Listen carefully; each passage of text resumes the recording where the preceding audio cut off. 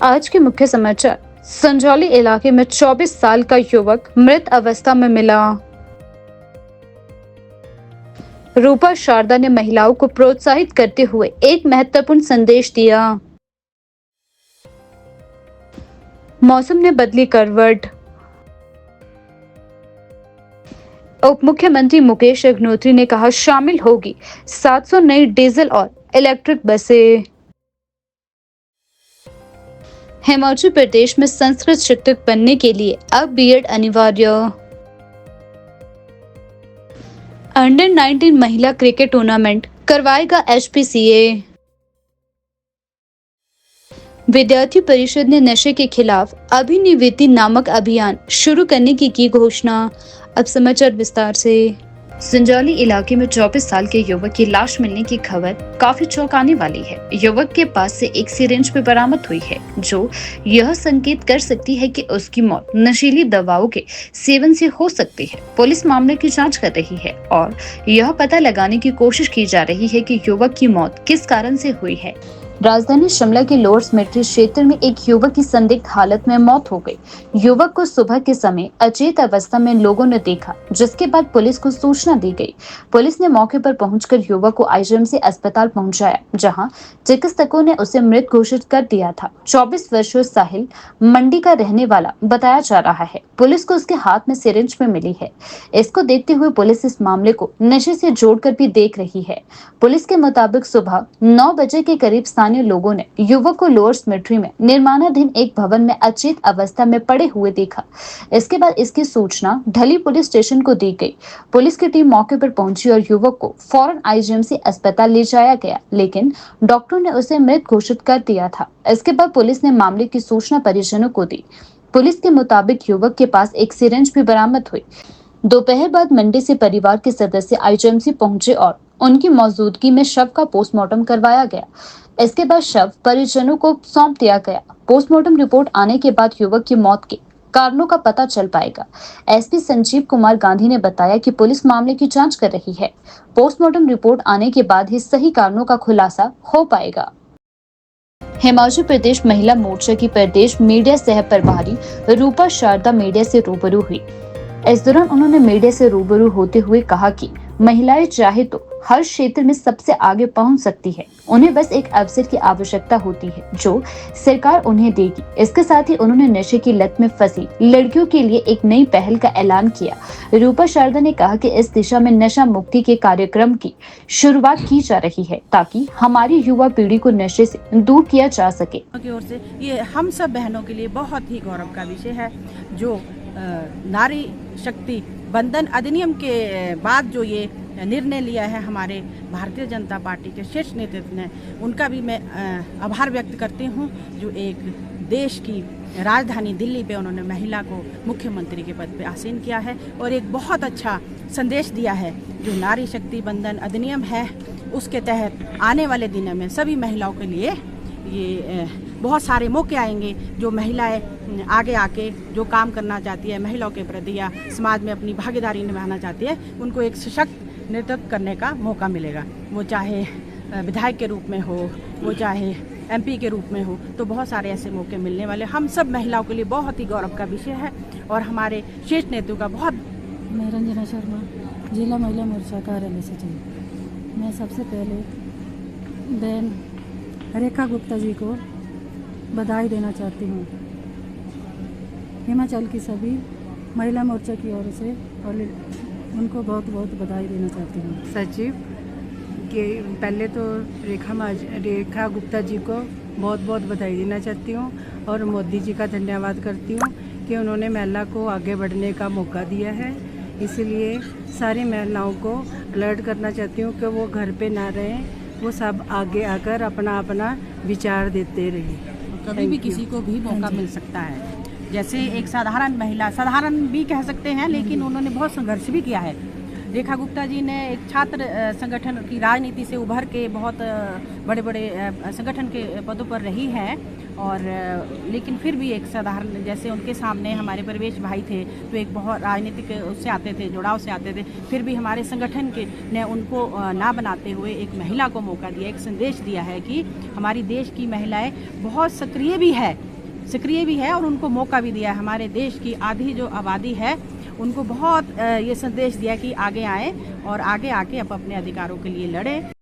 हिमाचल प्रदेश में मौसम फिर बिगड़ने के आसार है। मौसम विभाग के अनुसार 24 फरवरी की रात से एक नया पश्चिमी विक्षोभ उत्तर पश्चिमी भारत को प्रभावित करेगा। इसके प्रभाव से राज्य के अधिकांश स्थानों पर बारिश बर्फबारी का पूर्व अनुमान जताया गया है। कुछ स्थानों पर भारी बारिश बर्फबारी के आसार है। शिमला में भी आज धूप खिलने के साथ हल्के बादल छाए हुए हैं। वहीं कल्पा, कांगड़ा व मंडी में शीत दिवस दर्ज किया गया। निचले पहाड़ी मैदानों और मध्य पहाड़ी क्षेत्रों में अलग अलग स्थानों पर कोहरा भी छाया रहा। मौसम विभाग केंद्र शिमला के अनुसार 26 और 27 फरवरी को राज्य में अधिकांश स्थानों पर हल्की से मध्यम बारिश बर्फबारी होगी। कुछ स्थानों पर भारी बारिश बर्फबारी की संभावना है। 25 फरवरी को लाहौल स्पीति, किन्नौर के कुछ स्थानों सहित चंबा, कांगड़ा और कुल्लू जिले के ऊंचे इलाकों में हल्की बारिश और बर्फबारी की संभावना भी बताई गई है। जो ओलावृष्टि यहाँ पर तेज हुई थी जो 2 दिन पहले की, उसी के साथ साथ जो है दिन भर में हल्की हल्की धूप रही, लेकिन फिर भी जो है ओलावृष्टि, शाम को जो मौसम इतना तेज एक साथ खराब हो गया और बिजली की गड़गड़ाहट के साथ तेज हवाएं चलने लगी। ठंड दोबारा से शिमला में शुरू हो गई है। हिमाचल पथ परिवहन निगम HRTC के निर्देशक मंडल की अध्यक्षता में नई बसों की खरीद को हरी झंडी मिल गई है। शनिवार को उप मुख्यमंत्री मुकेश अग्निहोत्री की अध्यक्षता में निर्देशक मंडल की बैठक होटल हॉलिडे होम में आयोजित की गई। इसमें नई बसों की खरीद सहित अन्य प्रस्तावों पर भी मंथन हुआ। निर्देशक मंडल की बैठक के फैसलों की जानकारी देते हुए उप मुख्यमंत्री मुकेश अग्निहोत्री ने कहा कि HRTC के बेड़े में करीब 700 नई डिजिटल बसें और वॉल्वो व इलेक्ट्रिक बसें भी शामिल करने का फैसला लिया गया है। इसे मंजूरी के लिए राज्य मंत्रिमंडल के लिए भेजा जाएगा।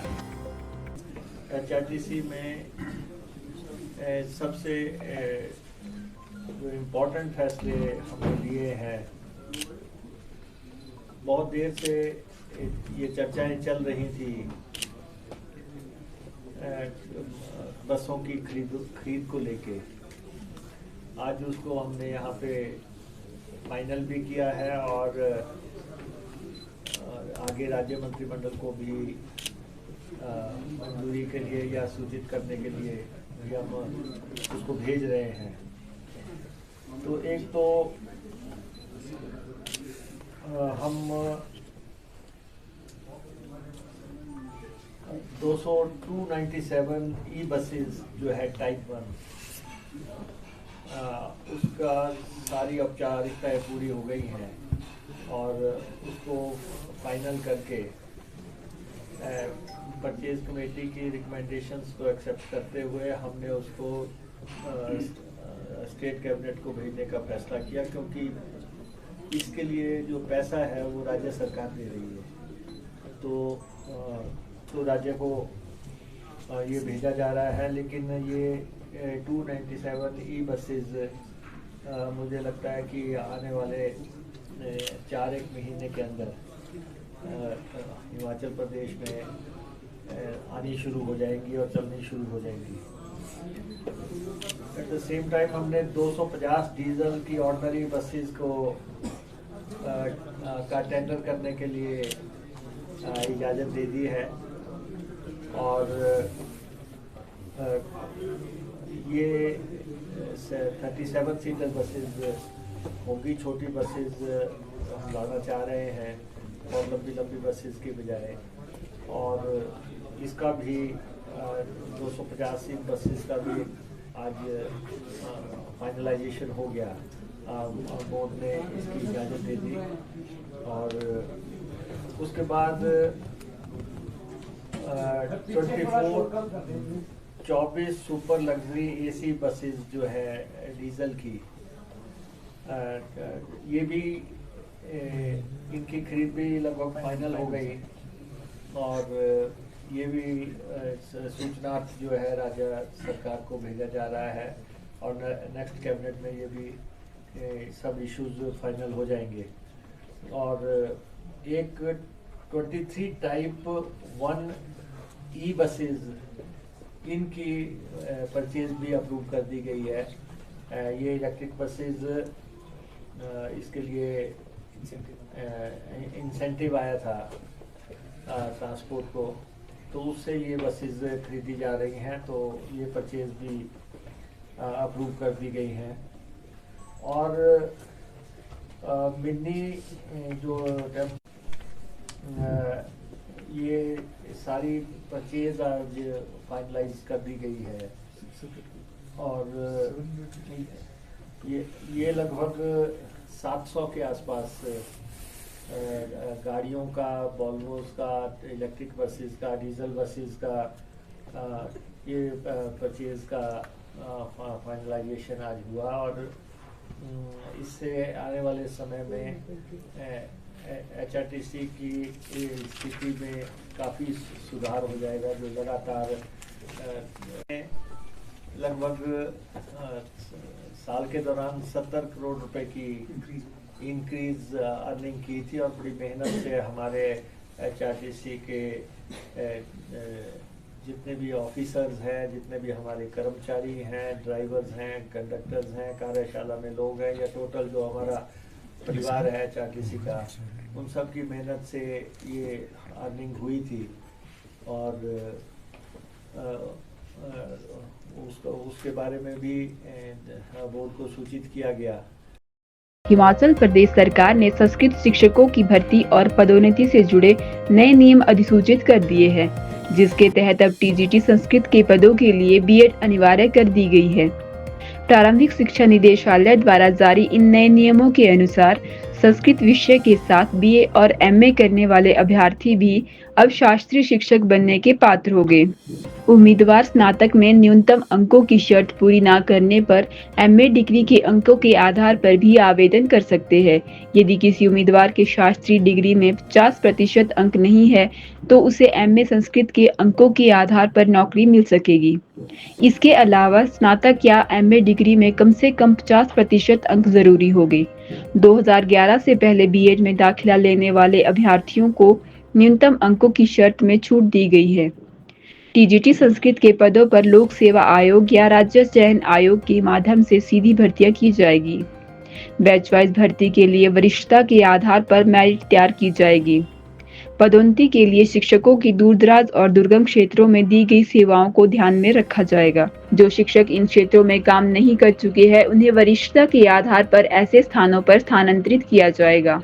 शिक्षा सचिव राकेश कंवर ने इस संबंध में अधिसूचना जारी कर दी है, जिससे हिमाचल प्रदेश में संस्कृत शिक्षकों की भर्ती प्रक्रिया को नया स्वरूप मिलेगा। हिमाचल प्रदेश में महिला क्रिकेट को बढ़ावा देने के लिए हिमाचल प्रदेश क्रिकेट एसोसिएशन की ओर से अब जिला अंडर 19 गर्ल्स टूर्नामेंट करवाया जाएगा। सूबे में करीब 3 साल पहले HPCA की ओर से अंतर जिला सीनियर महिला क्रिकेट टूर्नामेंट करवाया गया था। इसमें पहले सीजन में करीब 8 टीमों ने भाग लिया था। दूसरे संस्करण में सूबे के सभी 12 जिलों की टीमों ने भाग लिया था। पहली बार प्रदेश में हो रहे अंडर 19 गर्ल्स अंतर जिला क्रिकेट प्रतियोगिता में सूबे की सभी जिलों की टीमें भाग लेगी। इसके लिए HPCA को जिला संघ ने अपनी सहमति भी दे दी है। अप्रैल और मई अंडर 19 प्रतियोगिता होगी। सभी टीमों के 3 पूल बनाए जाएंगे। मैच ऊना, बिलासपुर और अंतर क्रिकेट मैदान में होंगे। फाइनल मुकाबला धर्मशाला में करवाया जा सकता है। गर्ल्स अंडर 19 टूर्नामेंट के लिए जल्द ही जिला संघों की ओर टीमों के लिए ट्रायल करवाया जाएगा। इसमें खिलाड़ी अपने जिले में होने वाले ट्रायल में भाग लेकर अपनी प्रतिभा के दम पर टीम में जगह बना पाएंगे। HPCA के सचिव अवनीश परमार ने कहा कि प्रदेश में महिला क्रिकेट को और अधिक बढ़ावा देने के लिए HPCA की ओर से गर्ल्स अंतर जिला अंडर 19 टूर्नामेंट करवाने का फैसला लिया गया है। प्रदेश मंत्री नैन्सी अटल ने हिमाचल प्रदेश में तेजी से बढ़ते नशे, विशेष रूप से चिट्टे की लत पर चिंता जताई है। उन्होंने कहा कि विद्यार्थी परिषद ने शुरुआत से ही इस समस्या के खिलाफ आवाज उठाई थी, लेकिन सरकार की लापरवाही के कारण युवा नशे की चपेट में आ रहे हैं। विद्यार्थी परिषद ने नशे के खिलाफ अभिनिवृत्ति नामक अभियान शुरू करने की घोषणा की है। 28 फरवरी से 10 मार्च तक ज्ञापन, जागरूकता रैलियां, नुक्कड़ नाटक, पर्चा वितरण और पोस्टर अभियान चलाए जाएंगे। परिषद ने सरकार से नशा माफिया पर सख्त कार्रवाई की मांग की है। उसी के साथ कहीं ना कहीं ऐसे कुछ क्षेत्र है जो चिट्टे की चपेट में है। कहीं तो एक युवा ग्राउंड जाता है, ग्राउंड में खेलता है, ग्राउंड की गतिविधियां करता है। इसी के साथ जब से डिजिटल इंडिया बना, डिजिटल इंडिया जब से फोन का इस्तेमाल शुरू, जो युवा हमारा नशे के कारण इतना ग्रस्त हो रहा है, घर परिवार उजड़ रहे हैं, हमारी बहनों के सुहाग उजड़ रहे हैं। एक महिला अपना एक जवान पुत्र खो देती है, एक जो छोटा बच्चा है वो अपना पिता खो देता है, जिसके कारण उसकी पढ़ाई में दिक्कत आती है, उसका जो जीवन है वो कठोर हो जाता है। इसके कारण जो चिट्टा अपनी जड़ें पसार रहा है, इसके कारण जो आज हमने प्रेस वार्ता रखी है, जो हम देखते हैं कि पूरे हिमाचल प्रदेश में जो बढ़ता नशा है, जो नशा हो रहा है, एक बहुत चिंता का विषय है। अगर मैं बात करूं, नशा एक ऐसी बुराई है जो युवा वर्ग को की क्षमता और नैतिकता और अनेक उज्जवल भविष्य को निगल रही है। यह समस्या केवल व्यक्तिगत नहीं है, ये समस्या बल्कि इतना प्रभाव समाज और राष्ट्र के विकास पर डाल रही है। नशा एक ऐसी समस्या है जो किसी भी व्यक्ति के जीवन को खोखला कर देती है। अगर मैं बात करूं पिछले 5 वर्षों की अगर बात की जाए तो हिमाचल प्रदेश में इतने ज्यादा केस बढ़े, जो कि हमने एक शोध के माध्यम से हमने एक समिति बनाई थी, उसमें जो शोध करके हमने निकाला कि साल 2015 में 622 मामले हिमाचल प्रदेश में नशे के चिट्टे के खिलाफ पाए गए। अगर मैं बात करूं 2016 में 929 मामले इस चिट्टे के हमारे प्रदेश में पाए जाते हैं। ये ग्राफ जो हमारा निरंतर बढ़ता जा रहा है, घटता तो नहीं है लेकिन बढ़ता ही जा रहा है। कुछ तो ऐसे मामले हैं जो हमारे सामने भी नहीं आते।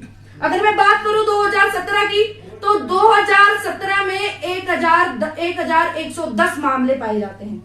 अगर मैं बात करूं 2019 की, 2019 में 1345 मामले हमारे समक्ष आते हैं।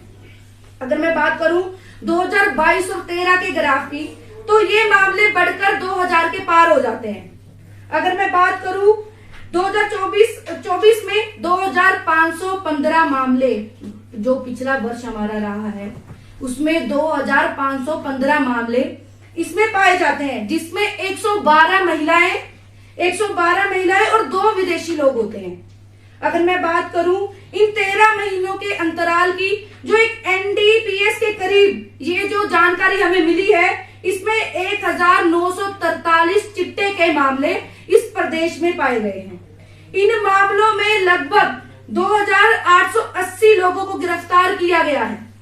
और इसमें अगर मैं बात करूं 2023 की, तो 2023 में 10.18 किलो चिट्टा इस प्रदेश में पाया जाता है।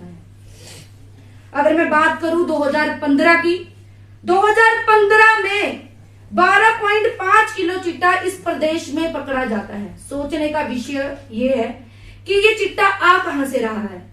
ये चिट्टा जो इस प्रदेश में अपनी जड़ें पसार रहा है, ये इस प्रदेश में आ कहां से रहा है। अगर मैं बात करूं हिमाचल प्रदेश की, हिमाचल प्रदेश एक पर्यटक भूमि है। हम पर्यटक जैसे इसमें आना जाना भी काफी होता है, तो वहां से भी कुछ मामले हमारे समक्ष आते हैं। और ऐसे ही अगर बात की जाए नशाखोरी, विभिन्न समस्याओं के मामले जो हमारे समक्ष आते हैं। चिट्टा तो एक बहुत बड़ी बीमारी है इस प्रदेश में। इसके लिए एक अफीम, भांग और शराब, ये भी इन्होंने भी प्रदेश को नशाखोरी के मामलों को कोई भी कसर नहीं छोड़ी है प्रदेश को बदनाम करने की। अगर मैं बात करूं नशे में युवा पड़ता क्यों है, नशे में युवा या तो वो मानसिक तौर से तनाव में होता है, या फिर उसको बोलते हैं कि अगर वो फैमिली से दूर हो जाता है, हम बोलते हैं कि इसमें फैमिली का सबसे बड़ा रोल है। अगर फैमिली उनसे रोज संवाद करेगी, पूछेगी आप क्या कर रहे हैं, कहाँ जा रहे हैं, तो ऐसे जो मामले हैं वो कम हो सकते हैं। हम देखते हैं कि अगर हमने किसी से बात करनी है, बात करते हैं, तो उसकी आधी समस्या है, अगर वो हमसे खुल के बात करते हैं, आधी समस्या है उसकी सुलझ जाती है। तो अगर हम अपने परिवार में बैठे और उनसे संवाद करें तो आधी समस्याएं हमारी ऐसे ही खत्म होनी शुरू हो जाती है। अगर मैं बात करूं पुलिस की, तो पुलिस द्वारा नशा तस्करियों को पकड़ा तो जा रहा है, लेकिन इससे कई गुना ज्यादा जो नशा तस्करी और नशाखोरी है, इसके मामले की रिपोर्ट तो हमें मिलती भी नहीं है। ये भी बहुत बड़ा प्रश्न पुलिस पर है कि ये जो नशे हम पकड़ तो रहे हैं, लेकिन कई मामले जो हमारे समक्ष भी नहीं आते, विलुप्त हो जाते हैं। हमें इस पर भी सोचने की जरूरत है कि मतलब ये मामले कहाँ हो गए हैं ऐसे गुम, तो इस पे भी हमें सोचने की जरूरत है। अगर मैं बात करूं नशाखोरियों के, ऐसे प्रदेश में बढ़ता बेरोजगार, प्रदेश में जो शिक्षा का अभाव, ये भी इसमें भी इसके कारण बड़ी ज्यादा कमी पाई जा रही है। तो हम देखते हैं कि ये प्रदेश में जो ये चिट्टे ने पूरी तरह से जड़ें पसार ली है, इसके विषय में आज ये जो प्रेस वार्ता है, तो इसके विषय में ये प्रेस वार्ता रखी गई थी। हम देखते हैं कि विद्यार्थी परिषद एक सामाजिक विषयों में भी अपनी जिम्मेदारी हमेशा से ही उठाता आया है। शिक्षा के स्तर पे तो विद्यार्थी परिषद हमेशा से ही तत्पर रहता है, लेकिन समाज का जिम्मेदार छात्र संगठन होने के नाते एक जो चिंता का विषय पूरे प्रदेश में चिट्टे के मामले जो बढ़ते जा रहे हैं, इसके लिए भी विद्यार्थी परिषद हमेशा से ही अपने प्रस्तावों में, अपने मीडिया के माध्यम से, आप लोगों के माध्यम से हमेशा से ही आवाज उठाता आया है। हमारी जैसे ही कोई प्रदेश कार्यकारिणी बैठक हो गई, हमारी कोई राष्ट्रीय अधिवेशन हुआ, उसमें जो नशे की जो समस्या है, उस पे विद्यार्थी परिषद हमेशा बात करता हुआ नजर आता है। क्योंकि हम देखते हैं कि जो हमारा प्रदेश है, प्रदेश का युवा है, जो हमारी आवाज है, अगर वो ही खोखली होगी तो प्रदेश चलाना आने वाले समय में मुश्किल हो जाएगा।